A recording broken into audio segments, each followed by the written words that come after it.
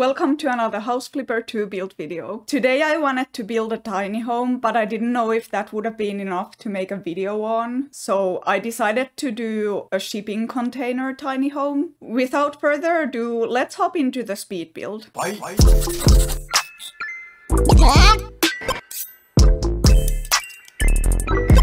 If you've watched my other videos, you know I always go for contemporary or modern style, so I wanted to do something different this time. I wanted to try to do industrial, and that got me thinking maybe I could do a shipping container home. My understanding of the style is that it's kind of like contemporary, but it uses more metals and stones. Or more so that contemporary is imitating industrial, but industrial is renovated from like a shipping container or a storage unit or a factory, whereas contemporary is built as a home, but it's trying to imitate that style. At least that's what I understood from Googling. I'm not by any means an expert on any architecture. I usually just go for what I think looks nice, which is why I always do modern homes.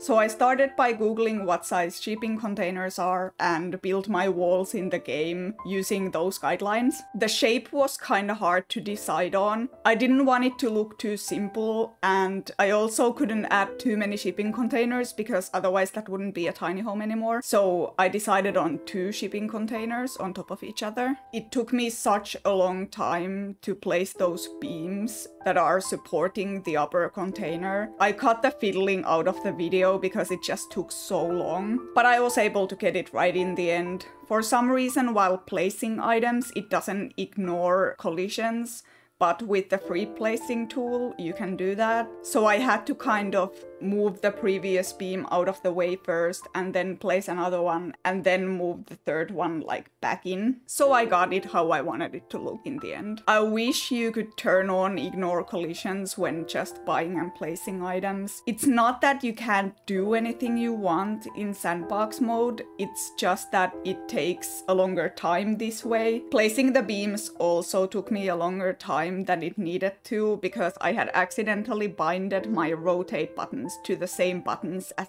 undo. So it kept undoing every time I tried to rotate. I did notice it at some point and change it. So for the stairs, I tried to make it so that you can still walk up and down them without a problem, but it was hard with such a limited space. I made it so that you can still walk under them. It looks like you can, but the hitbox of the character is so big that you actually can't without crouching. But if you just crouch, you can walk up and down just fine. The crouch button is C on the keyboard, by the way. While I was building this, I also had some inspiration to make jobs out of this build. So I created 3 separate jobs with a shared storyline. In the first one, there's this girl that just turned 18 and got some money from their parents to buy a house. So they bought 2 shipping containers and they want you to refurbish them as a tiny home. You can also just download the house and buy the house in career mode. You can still do the job if you want, but you can also renovate it however you want. You can do both.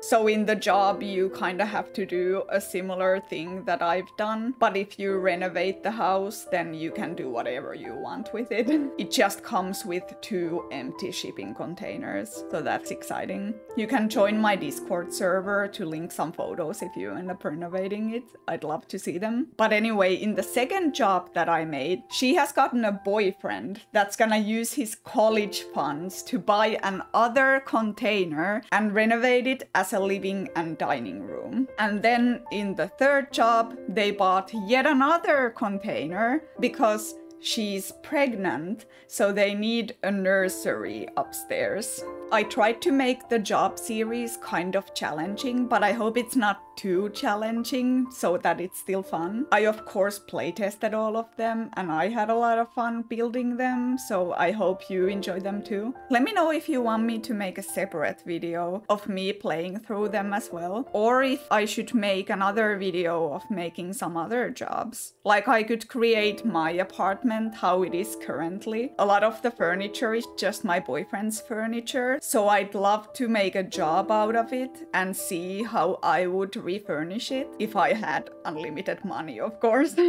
By the way, sorry that the video quality in my last 3 videos was so bad. My OBS settings were messed up and I didn't notice it until I was editing this video, so I couldn't change it. But I've changed the settings now, so my future videos will be good quality again.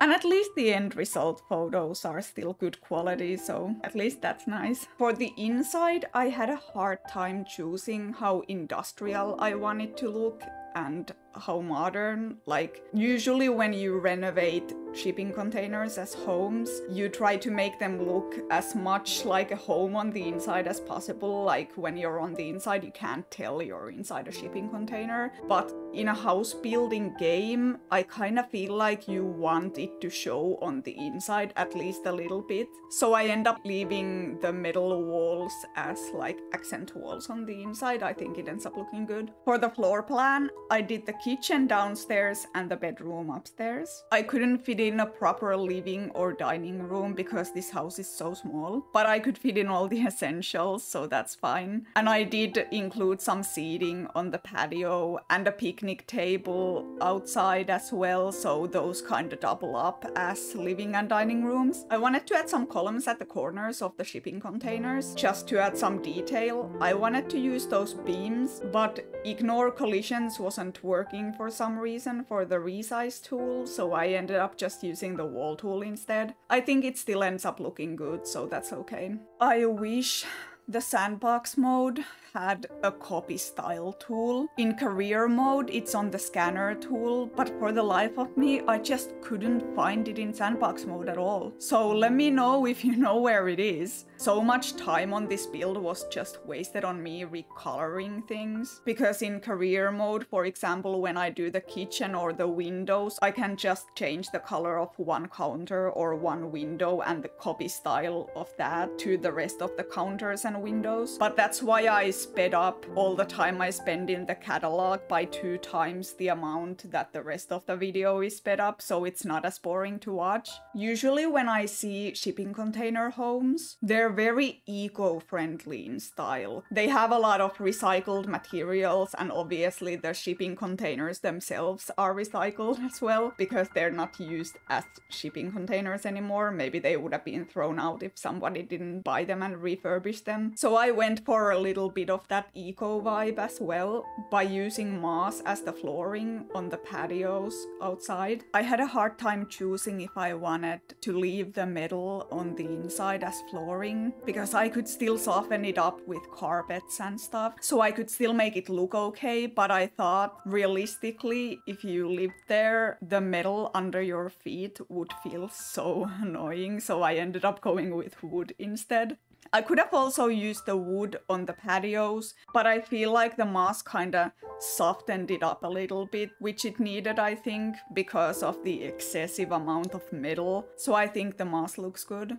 I wanted to use the same door as the shipping container door as I used as the front door, but it was 1 tile too wide for me to fit 2 next to each other. But I think the door I end up using still looks good, so it turned out okay. The customization tools in this game are so broad that you can just make anything match, really. I was able to make the outside look like metal too, wasn't I?